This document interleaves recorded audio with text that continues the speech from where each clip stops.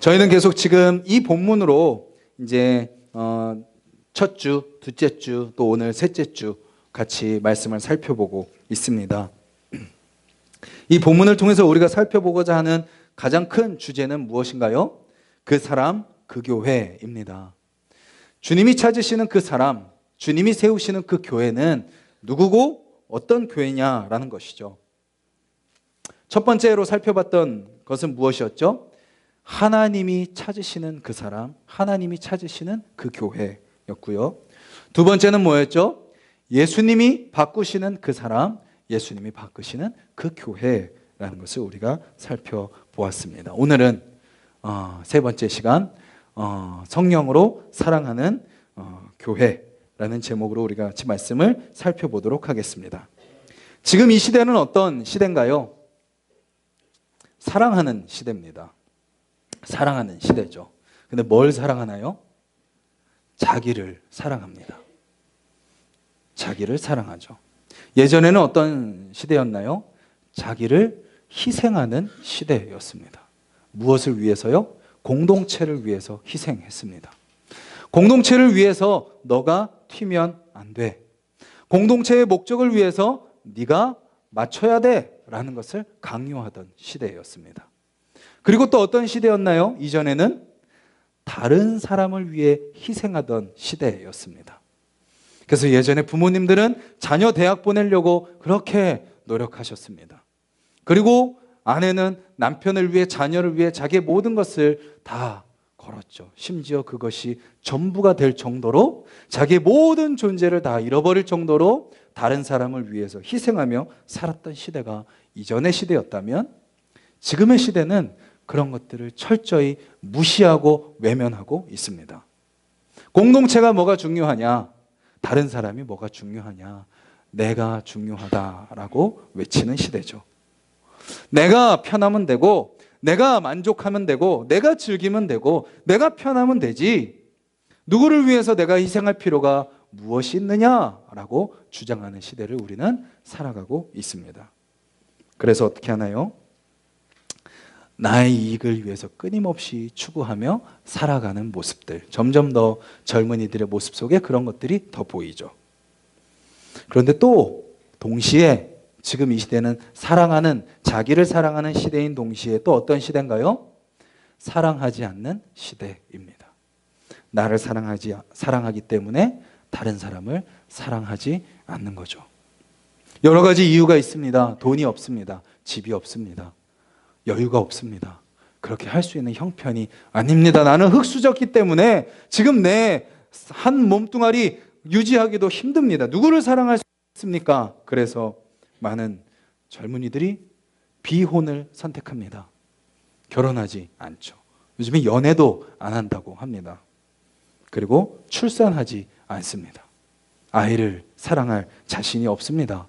또 아이를 낳으면 내가 힘들잖아요. 그러니까 그냥 우리 두 사람만 살겠습니다. 그리고 그렇게 사랑하다 또 어떻게 하죠? 힘들면 헤어집니다. 또 사랑하지 않는 관계가 부부에서뿐만 아니라 또 어떤 모습에서 나타나나요? 사제 관계에서도 나타나죠. 스승과 제자로 불리지 않습니다. 이제는 이제 선생님들을 뭐라고 불러야 된다고 하나요? 쌤. 친근한 표현이긴 하지만 이제 스승이라는 단어는 사라지고 그냥 그렇게 그냥 가르치고 배우는 그런 관계로 바뀝니다.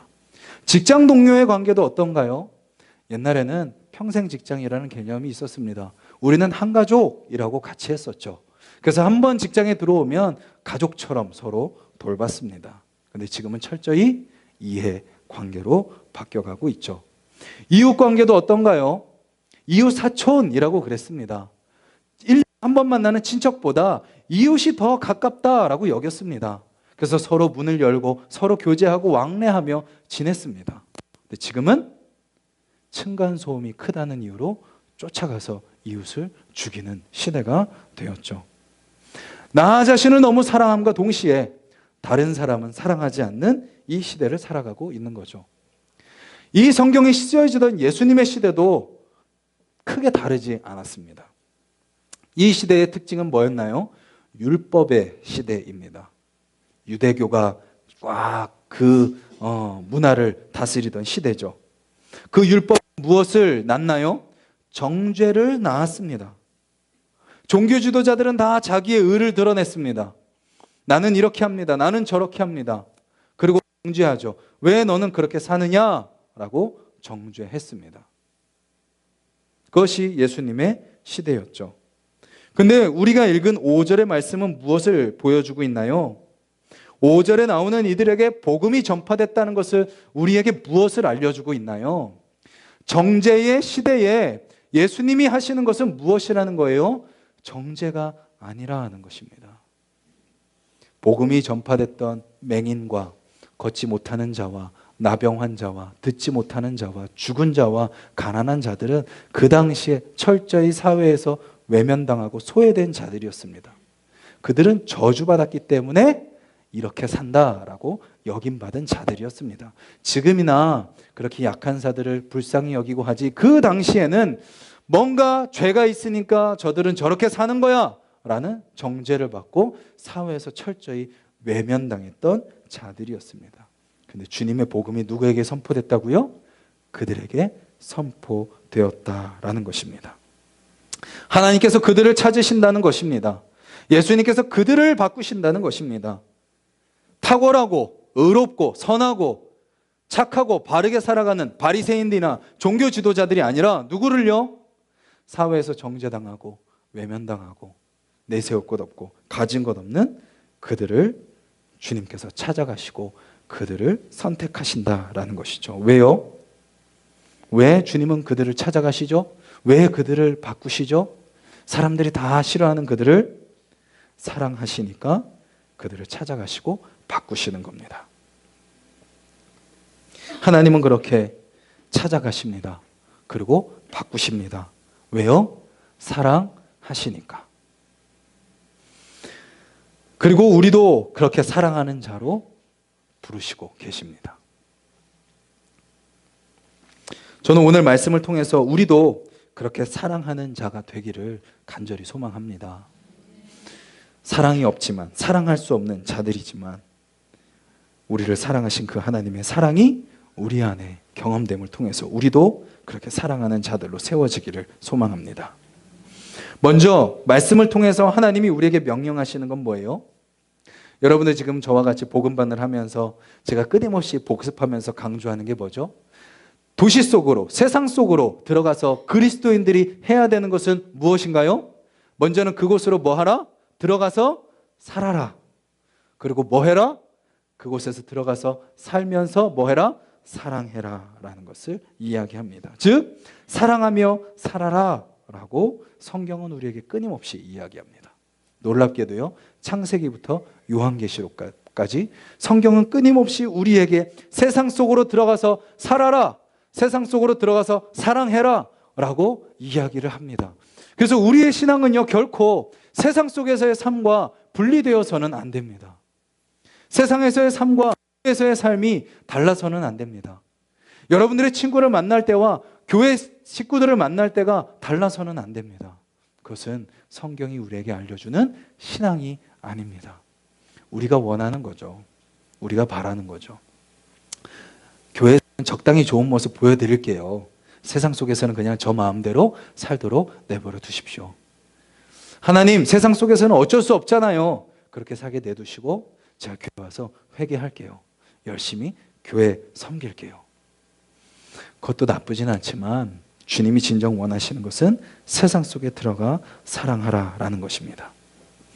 마태복음 22장 37절에서 39절을 한번 찾아보시겠어요? 마태복음 22장 37절 39절 말씀입니다. 신약성경 38페이지 같이 한번 읽겠습니다. 시작. 이르시되 내 마음을 다하고 목숨을 다하고 뜻을 다하여 주 너희 하나님을 사랑하라 하셨으니 이것이 크고 첫째 되는 계명이요 둘째도 그와 같으니 내 이웃을 내 자신과 같이 사랑하라 하셨으니. 하나님이 우리에게 주신 율법, 그리고 예수님이 우리에게 이야기하시는 가장 중요한 가르침을 요약하면 뭐라고요? 사랑하라라는 것입니다. 그러면 어떻게 사랑하라라는 것인가요? 조금 더 뒤로 넘어가시면 누가복음 6장 35절. 누가복음, 마태, 마가, 누가. 신약성경 99페이지. 누가복음 6장 35절 말씀입니다. 우리 같이 한 목소리로 읽겠습니다. 시작. 오직 너희는 원수를 사랑하고 선대하며 아무것도 바라지 말고 꾸어주라. 그리하면 너희 상이 클 것이요 또 지극히 높으신 이의 아들이 되리니 그는 은혜를 모르는 자와 악한 자에게도 인자하시니라. 아멘. 누구를 사랑하라고요? 왼수 같은 그 사람을 사랑. 원수는 잘 안 와닿죠. 그 왼수 같은 인간. 떠오르시는 분이 있죠. 집에도 있으실 수 있고, 직장에도 있으실 수 있고, 살면서 우리가 끊임없이 만나는 나를 힘들게 하는 그 사람. 주님이 우리에게 사랑하라고 명령하시는 대상은요, 사랑할 수 있는 사람이 아닙니다. 사랑할 만한 사람이 아닙니다. 사랑할 만한 자격이 있는 사람이 아닙니다. 누구예요? 원수까지도 사랑하라라는 거죠. 그리고 요한복음에서 뭐라고 말씀하시냐면 끝까지 사랑하라. 그리고 데살로니가 전서 2장 8절에서는 목숨까지 내어주면서 사랑하라 라고 이야기합니다. 그리고 요한 1서에서는 이렇게 이야기합니다. 그것이 그리스도인들에게 당연한 것이다 라고 이야기합니다. 그래서 고린도전서 13장, 우리가 잘 아는 사랑장엔 무엇을 이야기하나요? 사랑은 언제나 오래 참고, 사랑에 대한 가르침들이 쭉 나오게 되는 거죠. 여러분, 지난 한 주 어떻게 사셨어요? 사랑하며 사셨습니까? 주님은 끊임없이 우리에게 사랑하라고 말씀하고 계십니다. 그런데 우리는 무엇을 사랑하나요? 여전히 나 자신을 사랑합니다. 여전히 나를 위한 그 무엇을 사랑합니다. 성경은 끊임없이 이야기합니다. 왜 돈을 사랑하느냐? 왜 술을 사랑하느냐? 왜 쾌락을 사랑하느냐? 왜 너 자신을 사랑하느냐? 우리는 분명히 알아야 됩니다. 우리가 그리스도인으로 부름받은 이유는 무엇인가요? 우리가 그리스도인으로 살아가는 삶에서 나타나야 되는 당연한 모습은 원수까지도 끝까지 사랑하는 그 사랑이 우리의 삶 가운데 나타나야 되는 거죠. 근데 우리는 사랑할 수 없습니다. 저도요, 사랑할 수 없습니다. 저도 사랑하는 것처럼 앞에서 척하지만 여러분들 앞에서 대화하고 신방하고 나눔을 하면서 막 사랑하는 척하지만 제 안에도 사랑이 얼마나 없는지 보면 볼수록 느끼는 거죠. 왜 그렇죠? 우리는 끊임없이 사랑의 이유를 누구에게서 찾으려고 그래요? 상대방에서 찾으려고 그럽니다. 아니, 사랑할 만한 게 있어야 사랑하죠. 저 사람을 사랑할 만한 이유가 전혀 없습니다. 그리고 뭐 하기 싫어해요? 사랑하기 싫어요. 왜 내가 저 사람을 사랑해야 되나요? 그리고 우리는 무엇을 깨닫게 되죠? 우리 안에 사랑이 없다는 걸 깨닫게 되죠. 사랑하는 것보다 뭐가 더 잘 돼요? 미워하는 거는 순식간에 됩니다. 사랑하는 거는 사랑해야지 사랑하게 하여 주시옵소서 막 이제 간절히 구해야 겨우 막 사랑의 마음이 생길까 말까 하는데, 미워하는 건요 어때요? 순식간입니다. 막 원망이 막 나가고 막 저주가 막 나가고 막 분노가 일어나는 거는 순식간에 일어나게 되죠. 불타는 감정으로 사랑이 시작됩니다. 그런데 그 사랑이 뭘로 바뀌어요? 정으로 바뀝니다. 그리고 뭐까지 떨어져요? 정남이까지 떨어집니다. 그래서 어떻게 돼요? 졸혼, 이혼 이런 것들이요 지금 이 시대에서 너무나도 당연한 것이 되어가고 있습니다. 사랑이 없는 건 알겠습니다. 사랑하기 힘든 건 알겠습니다. 근데 그리스도인들은 뭐 하면 안 돼요? 사랑하기 힘들다고 사랑하는 것을 포기해서는 안 된다라는 것이죠. 지금 아시안컵 축구가 한참 진행되고 있죠. 그 댓글창을 보기가 무섭습니다. 선수들이 그 댓글창을 안 봤으면 좋겠어요. 왜 그렇죠? 막 보는 사람이 상처받아요. 조금만 실수해도요, 막 온갖 욕과 온갖 비난과 온갖 정죄가 달립니다. 좀 실수했으면, 그래도 우리나라 대표로 섰으면 그래도 기다려주자, 격려하자, 할 수 있어. 한번 실수했지만 지금까지 잘했으니까 앞으로 잘할 수 있어 라는 격려보다 그것은 찾아볼 수 없죠. 우리는 말로는 사랑을 끊임없이 이야기하는데요, 실상 들여다보면 사랑이 없죠. 세상을 섬기는 리더들도 그렇습니다. 사랑을 이야기합니다. 도와주자고 이야기합니다. 근데 대부분은 다 어떤 모습인가요? 생색내기입니다. 그리고 그 속을 들여다보면 사랑하자고 이야기하면서 누구를 더 사랑하고 있는 걸 우리는 보게 되나요? 자기 자신을 사랑하고 있는 것을 보게 되죠. 안타깝게도 사랑을 설교하는 목사들도 크게 다르지 않습니다. 사랑하자고 설교하지만, 사랑해야 된다고 이야기하지만 그 목사들의 삶도 들여다보면 왜곡된 사랑이 얼마나 많은지 모릅니다. 아무리 겉으로 보기에 훌륭한 사람이라 할지라도 결국 모든 사람은 한계가 있습니다. 그 사랑은 영원하지 않습니다. 바울은요, 디모데후서에서 사람들이 사랑하는 것이 무엇인지 아주 적나라하게 이야기합니다. 디모데후서 3장을 한번 펴보시겠어요? 페이지는요 345페이지입니다. 신약성경 345페이지, 디모데후서 3장.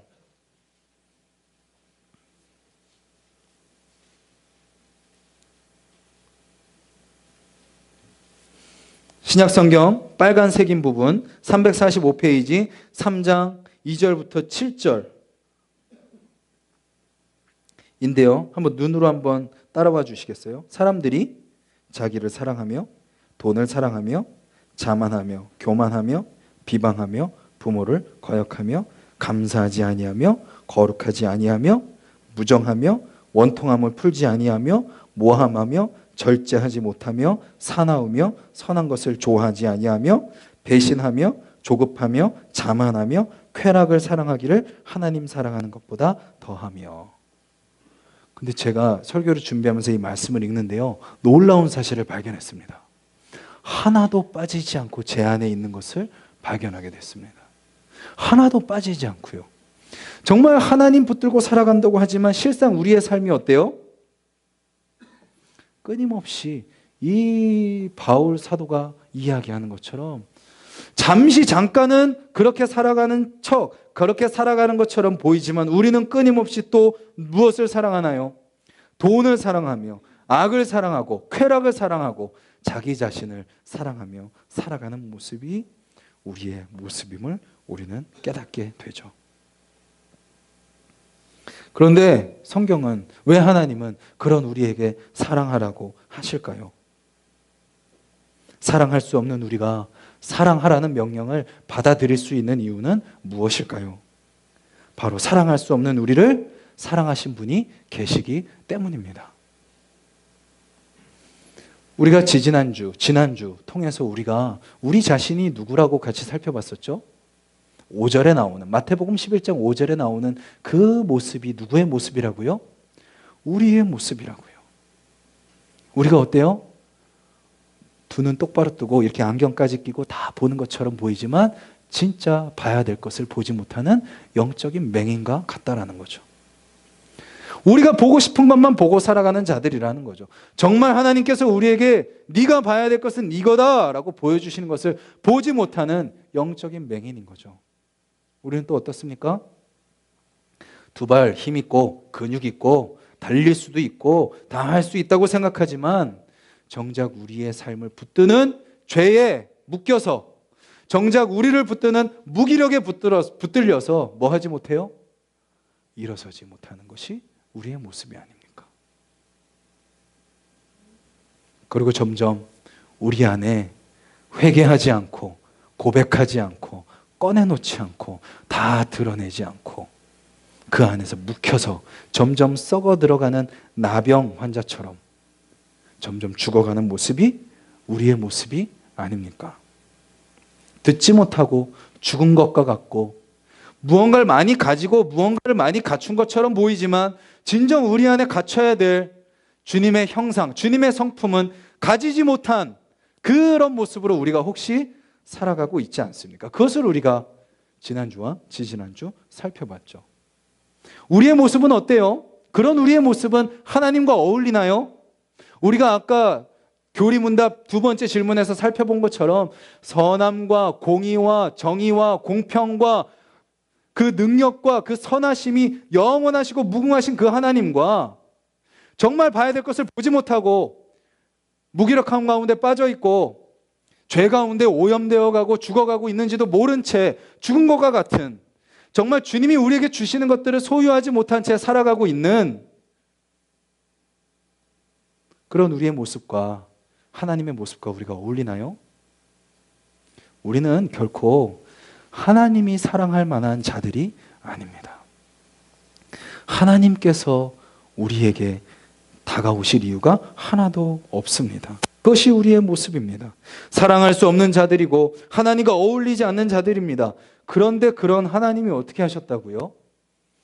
우리에게 찾아오셨다라는 것입니다. 왜 찾아오셨어요?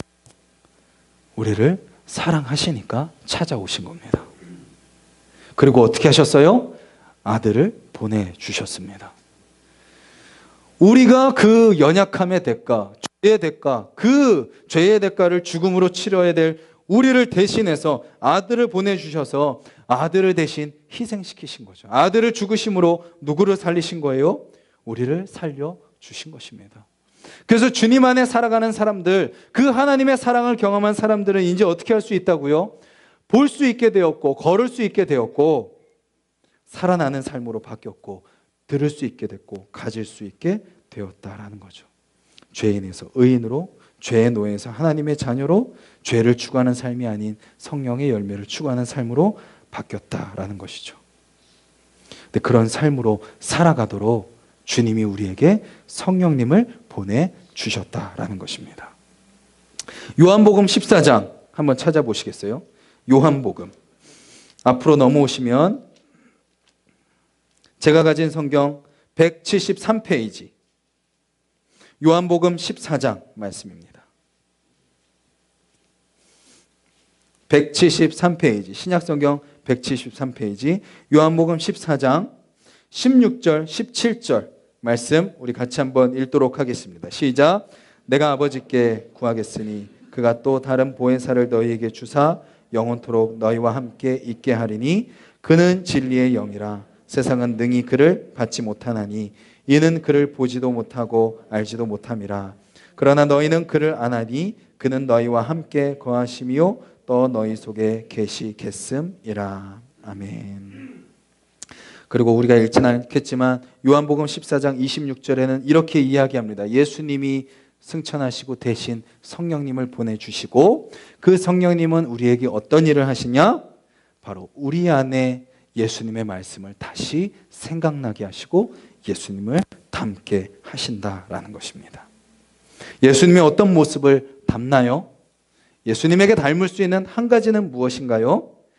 우리를 사랑하셔서 우리를 위해 대신 죽어주신 그 사랑을 우리는 닮아야 되는 것이고 성령님은 바로 우리로 하여금 그 예수님의 사랑을 닮을 수 있도록 우리를 도우시고 붙들어 주신다라는 것입니다. 성령님은 결코 나를 드러내는 분이 아닙니다. 나의 능력을 나타내는 분이 아닙니다. 나를 통해서 누구를 드러내세요? 예수 그리스도의 사랑을 드러내시는 분이 바로 성령 하나님이시다라는 것이죠. 그래서 성령님은 우리 안에서 역사하십니다. 지혜를 주시고요, 사랑을 주시고요, 능력을 주시고요, 분별하게 하시고요, 방언을 주시고 여러 은사들을 주십니다. 왜요? 그것을 통해서 누구를 드러내라고? 예수 그리스도의 사랑을 드러내라고. 성령을 의지하여서 하나님의 사랑을 전하며 살으라고. 그래서 성령님은 우리로 하여금 예수님을 따르게 하십니다. 성령님은 우리로 하여금 예수님을 닮게 하십니다. 성령님은 우리로 하여금 예수님을 전하게 하십니다. 그래서 사도행전이 어떤 내용이에요?